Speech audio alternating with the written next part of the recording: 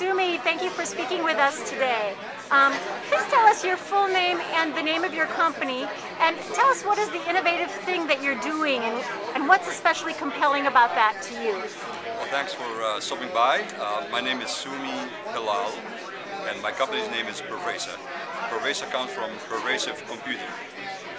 The company works on technology to try to create IT footprint for everything that is going to be part of our life. So if everything is smart, has a small little IT footprint, then the chances that it can enter into smart city and smart grid and all these futuristic concepts.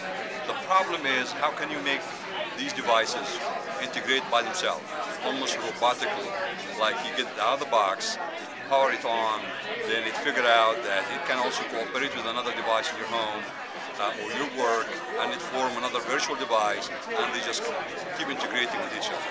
So it's a self-integration technology. That is what is we're focused on in Pervasa.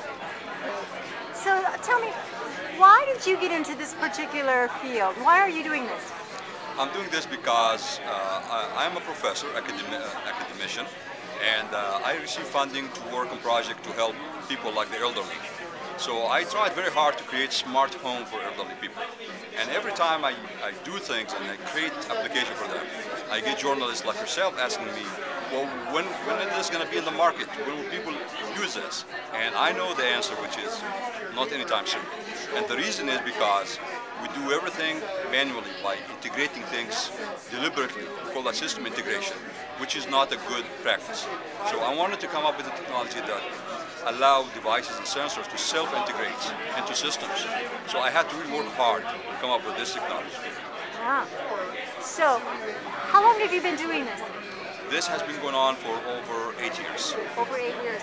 So, is there anything in particular that you've been learning about this entrepreneurial journey, or any other kind of wisdom or advice that you'd like to pass on to others who are considering the entrepreneurial path in the sustainability-driven field?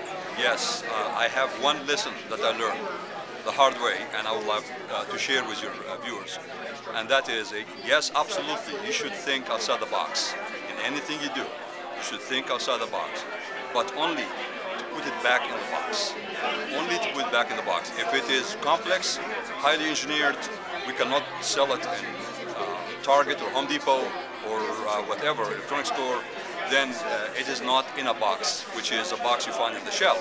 So whatever idea you come up with as an entrepreneur or an innovator, make sure you think of the day you will put it on a shelf in one of these stores. So think outside the box to put it in a box. I say that because I spent some time in the smart home project with the elderly, not thinking of real deployment. I haven't thought of the day where we can put things in a box in Target so people can buy for $700 to their mother or grandmothers and actually use it right away. I wasn't thinking that way, and I realized I don't have the luxury or the liberty to just engineer anything I wanted. It must go back in a box. Great advice, Sumi. Thank you so much for talking with us today. It's my pleasure.